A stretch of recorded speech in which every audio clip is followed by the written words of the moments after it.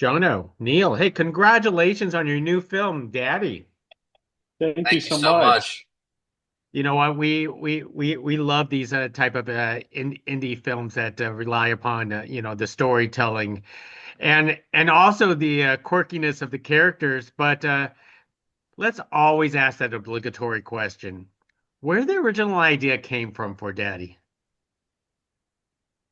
Yeah, I think, Jono and I had, we've been writing together. We've been friends for a very long time since we were about 13 years old. And we've been writing together for, several years. I moved out to Los Angeles in 2018 and we began writing pretty soon after that. And we initially had a script that we were going to make and got producers attached and we're really excited, but then COVID hit and everything sort of shut down.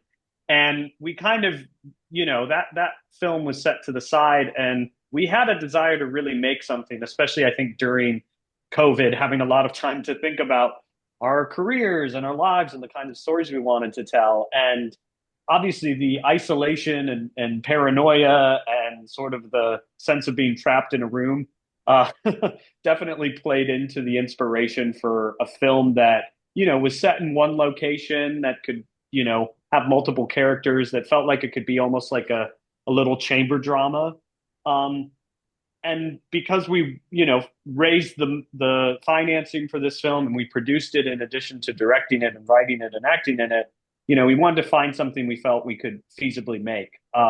So having those constraints, I think, allowed us to just brainstorm around a variety of different ideas. I mean, one of the things Jono and I had talked about was being at around the age our parents were when they had us, but feeling kind of further away from that reality than maybe we might have anticipated years prior. And I think there's a lot of reasons for that, right? There's some personal reasons, but also there's socioeconomic reasons and political reasons, and fertility rates across the world are have plunged. And I think it's because it's harder and harder for people, especially of our age, to see a future having a family and being able to do that successfully. And so those anxieties, I think, combined with kind of the COVID anxieties, and then it was an election year in 2020 when we were writing this and thinking about it's crazy to think that when we were writing this, Donald Trump was hoping to get reelected, and now that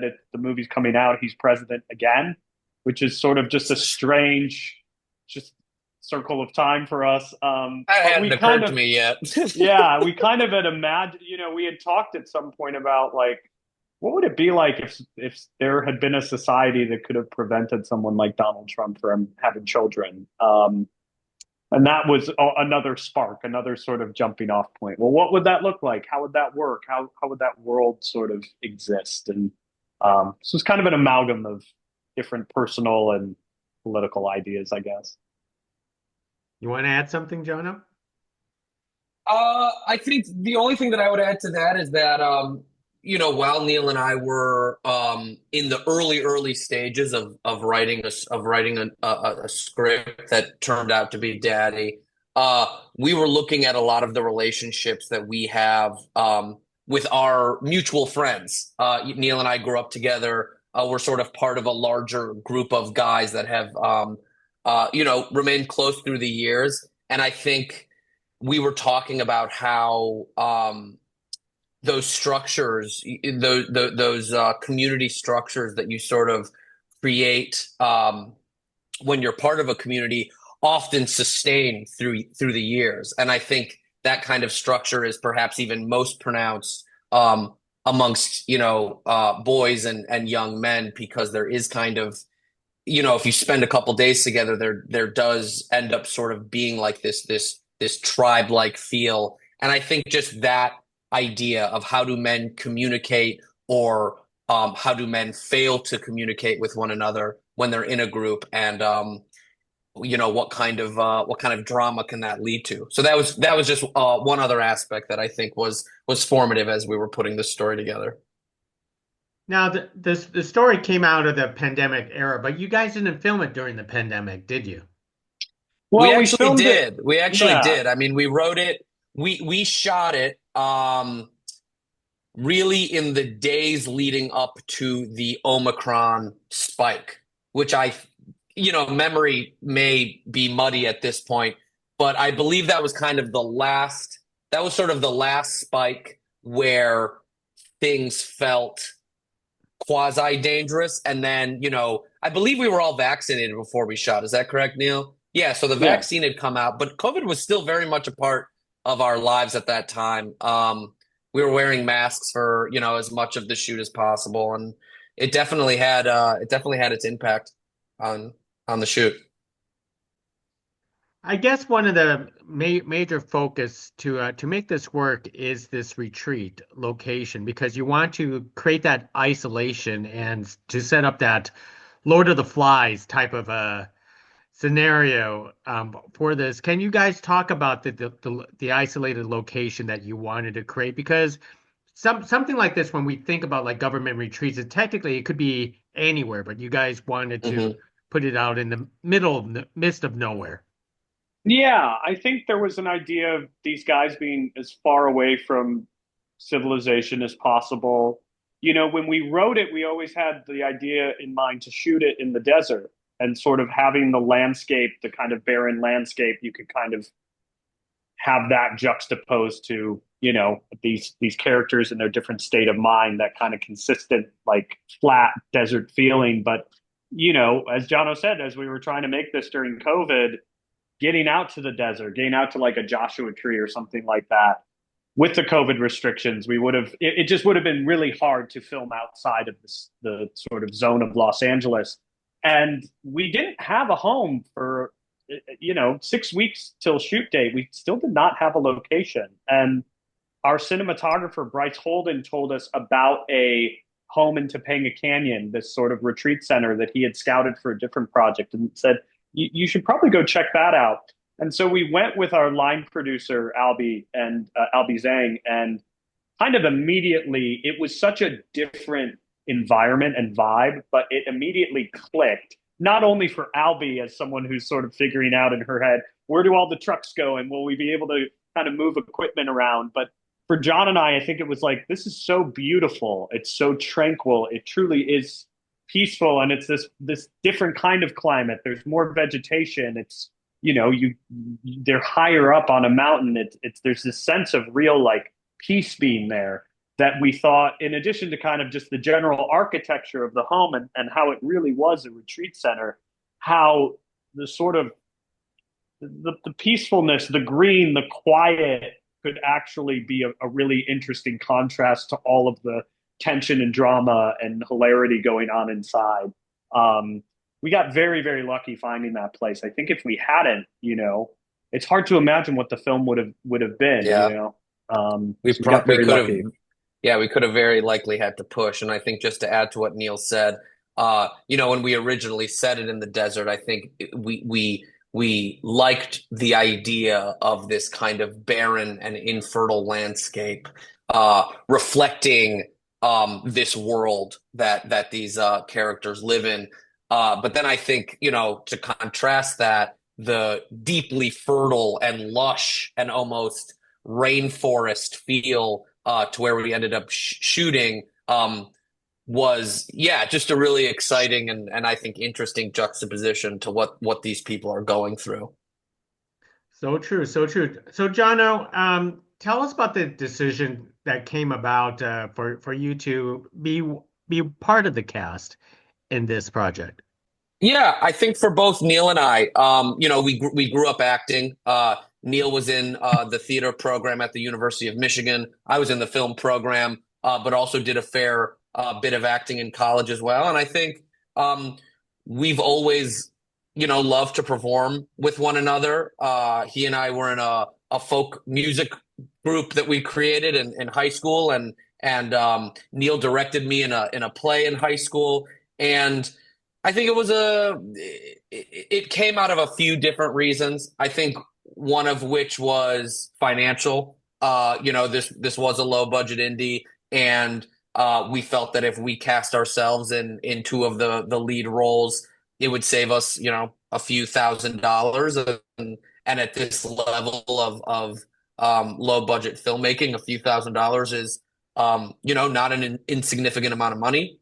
I think the other place where it came from was that while we were writing, Neal and I would often improv scenes. If we came to a place in a conversation or in a scene where we felt that we weren't exactly sure of the direction, we would just turn one of our phones on auto record and just go through it and improv a scene, and that's where a lot of some of our favorite bits of dialogue and action came through. And I think through that, um, we found the voices for Jeremy, my Jeremy and Neal's Andrew, and and then the rest of the actors, Palm, Yuri, and Jacqueline, just masterfully took on the rest of the work as we expected them to do because they're all such talented actors. But I think, yeah, it was a combination of financial and finding these characters within ourselves, and then also just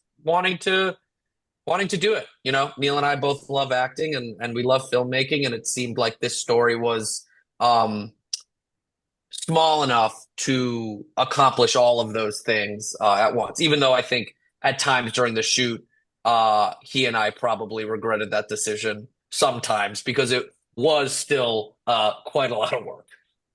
Neal, can you add on to that because you are both a cast member and directing this project, and you have to balance, that challenging aspect for this. Yeah, 100%. I think one of the things that really benefited us was we cast Palm and Yuri pretty early on, and we did a series of Zoom readings, probably 5 or 6 Zoom readings of different iterations of the script with them, starting in like probably the December of 2020, all the way up through, we getting into pre-production in October of 2021.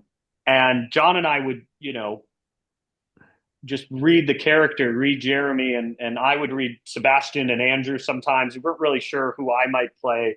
Um, and I think just the four of us together, it felt really natural.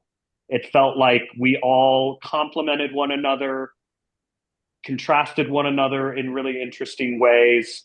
I think as we continued to write and hone in on maybe the idea that John would play Jeremy and I would play Andrew, those roles became more personal. And then as we were writing for Palm and Yuri, it became more personally tailored to them. So it really felt like, by the time we were on set, we all had lived with these characters for quite a while. And it made it, as John said, it's very difficult to sort of balance everything. We had a lot of help. We had an amazing first assistant director, Sophia Youssef, who was always a great gut check if we were both in a scene. She's a very talented director in her own right.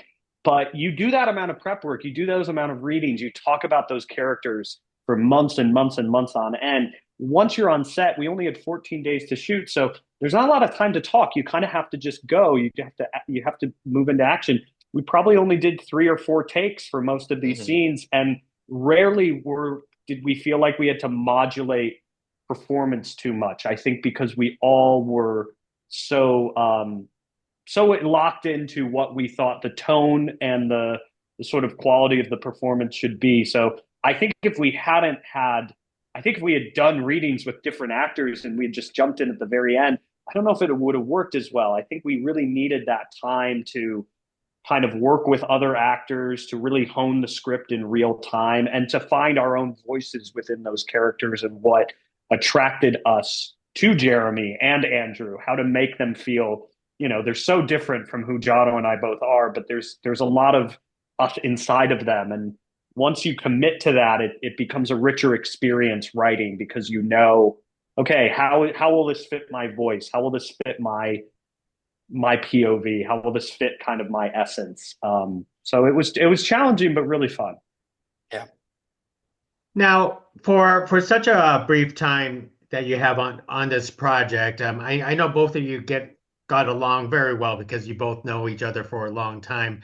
But is chemistry necessary for something like this? Because technically, all the characters here are supposed to not know each other and supposedly down the road not get along with each other. Yeah, I mean, I think John, as John said earlier, like we're both very interested in the way men communicate with one another, what is said, what is unsaid, what is how they try to joke with each other, how they threaten one another, how they connect, how they are vulnerable with one another, but how they also are uncomfortable with being vulnerable.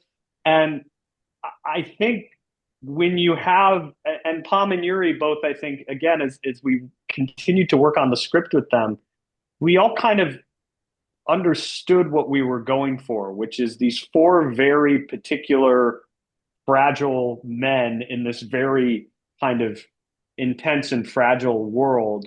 That chemistry, I think, it just comes from, do we all understand the tone we're going for? Do we all understand what's really being said here, even though it's not being stated? What's underneath the lines? What are the mysteries that aren't being explained? Once you have trust, I think that your collaborators understand that the way you do. Chemistry then just becomes about looking one another in the eye, really listening to each other, and really, I think, just the most fun I think we had were those long scenes where you really have to lock in with one another. I mean, I'm thinking of that scene with Allie when she asks us why we want to be fathers, and we all, as a hive mind, collectively come up with this garbled answer that only makes sense to us.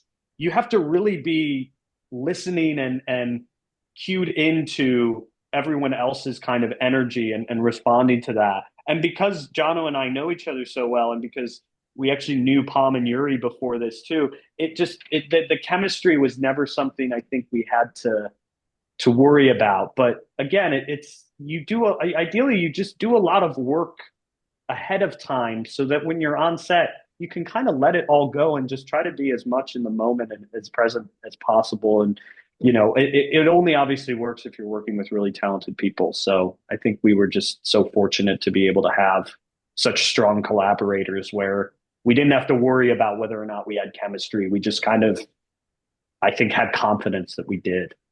Yeah. Was there much improvisation on this? So there wasn't much improv when the cameras were rolling. There was some, um, but yeah, just like I said earlier, part of the writing process that Neal and I went through to write this film was by improving scenes. We can't see it because it's blurred, but at that kitchen table right behind me, and then taking bits from that. And I think that is what led to especially some of the more ensemble scenes where we're all kind of just trying to get an edge in word wise. That's where or a word in edgewise. That's where that feeling of improv I think comes in. But we didn't have so much time to shoot this movie, and I think maybe that goes against what people typically think is that, oh, if you're improving a scene, that probably takes less time than reading off of a script. But I think when you are really on a set, on a professional film set, improving can actually take quite a lot of time. And Right. the truth is that for a lot of this movie, we were just fighting the clock, and we were just trying our hardest to make sure that we got the pages done that we needed to get that day. So I think while Neal and I both love improv, and maybe in a future project we'll explore improving on camera more. It became clear pretty quickly that this was not the project for that interest, because yeah, we were just go go go the whole time, and once we got what we needed and felt good about what we had, we pretty much just moved on to the next thing. We kind of had to do that the whole time. Well said. And the vagueness of the government and the retreat and the moderator, was that to keep up with the sense of mystery that you wanted the audiences to basically come up with our own ideas?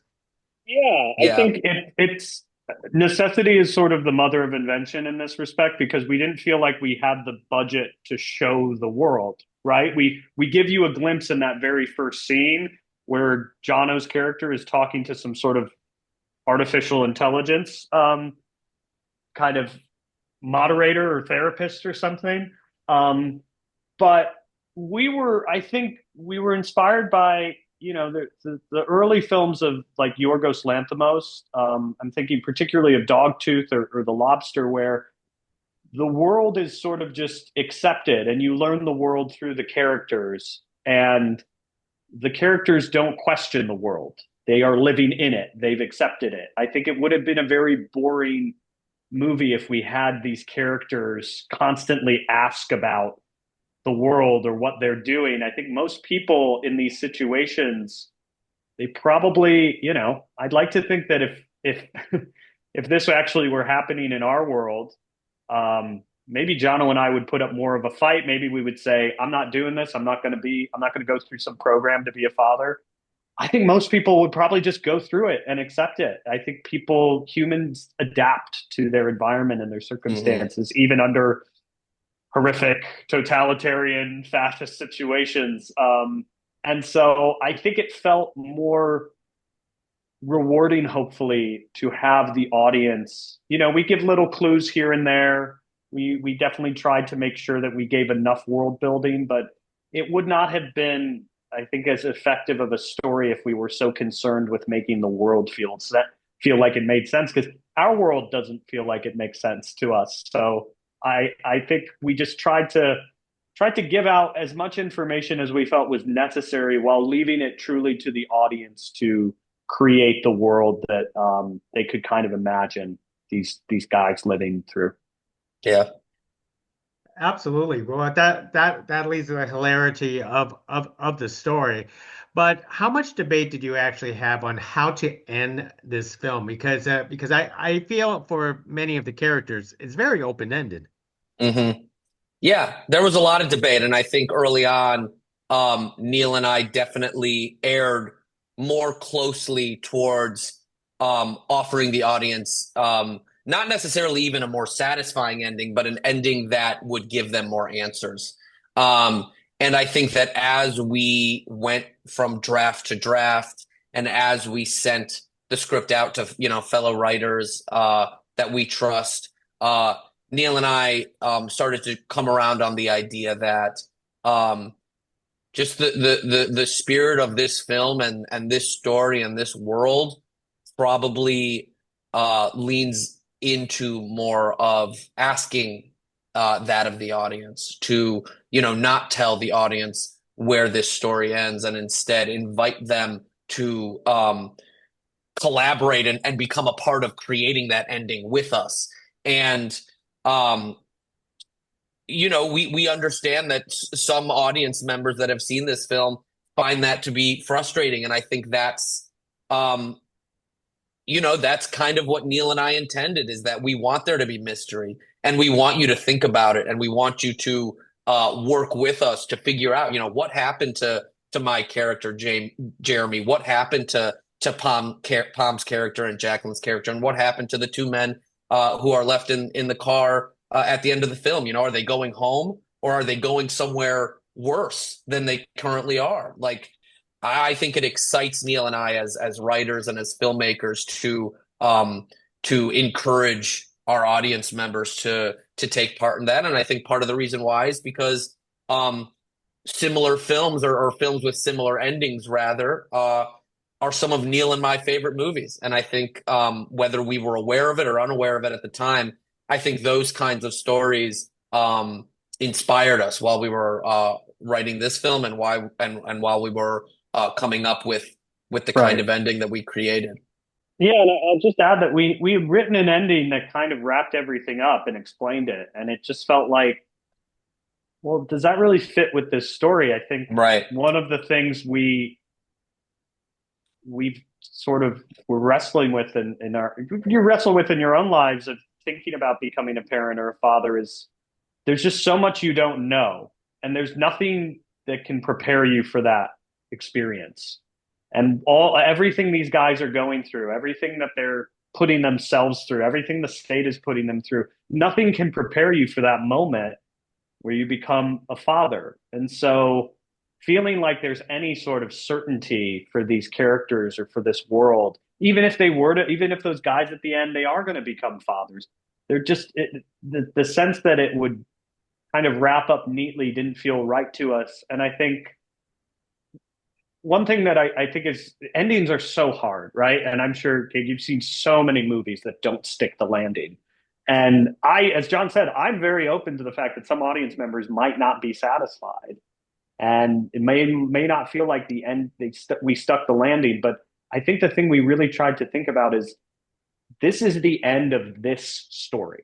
There's probably another story for these characters, where they're going in the end of the car, if Jeremy gets out of that shed, if Mo and Allie actually made it to Mexico. Those are really interesting to think about, but those are all different stories.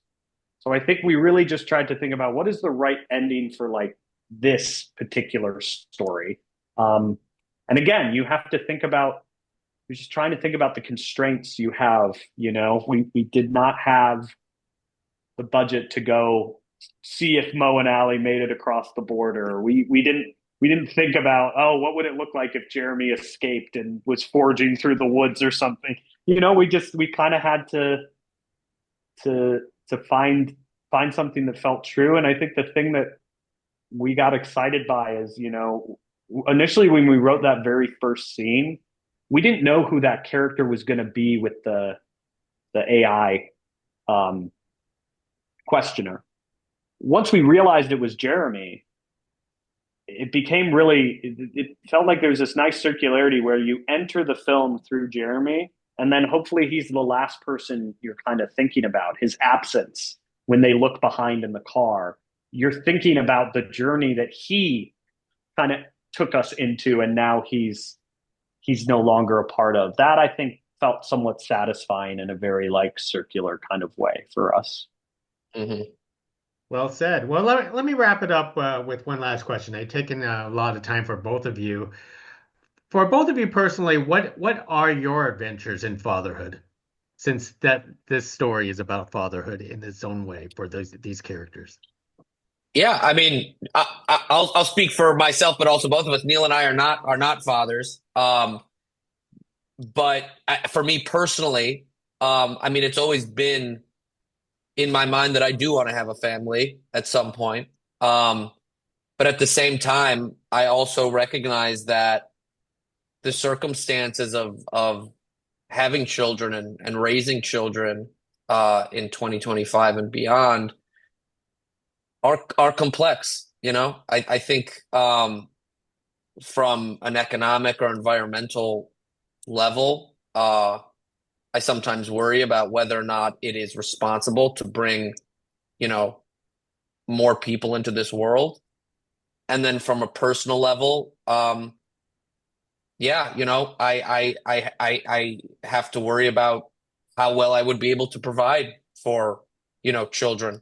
And also how would I be intentional about making sure that my children aren't, on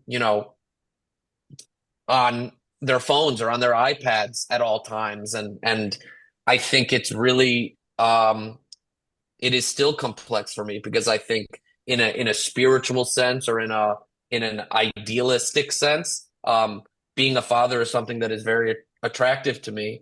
But when I pull out further and look at the full scope of where the world currently is and where maybe my fears lead me to believe it will go, I then am forced to think a little bit more deeply about what is the right decision there. And genuinely, I don't actually know. So that's what I'll say for my piece. Yeah, I mean, I think that's beautifully said, and I echo so much of it. I think this, Jono and I started writing this film 4.5 years ago. We finished it. We finished like making it almost 3 years ago. And this experience of like writing a film getting the financing together, getting the crew together, making it, going through everything we've gone through is the closest thing I've ever experienced to being a parent and trying to shepherd something through the world. And I feel like we're just about now, it's about to graduate from college or something and be out in the world. And I mean, it's maybe a little highfalutin to say that art is a way of having children, but I do think this experience has made me at least a bit more open to the idea of what it would be like.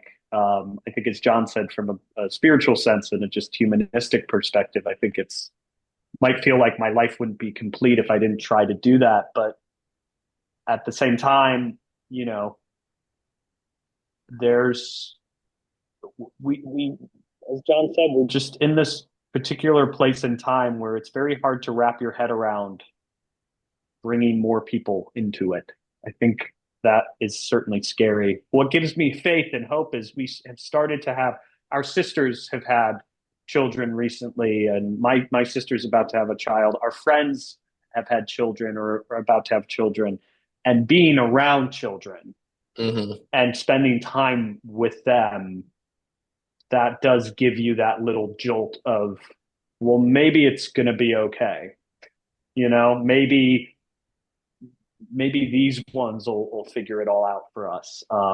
But I think it's just going to continue to be a complicated sort of thing for us to navigate. I mean, it's part of why we made this movie is we weren't sure how we felt about it.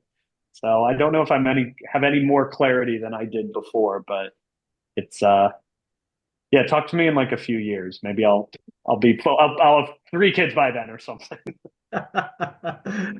Well, we could only hope, but anyways, be proud of this baby because you're showcasing your baby to the world pretty soon. So, Neal, Jono, thank you very much for speaking to us about Daddy. Really Thank enjoyed you it. so much. It was great Really, chatting with you. yeah, it was really a pleasure. Thank you very much. Hey, thank you. Bye now. All right, take care. Bye. Bye.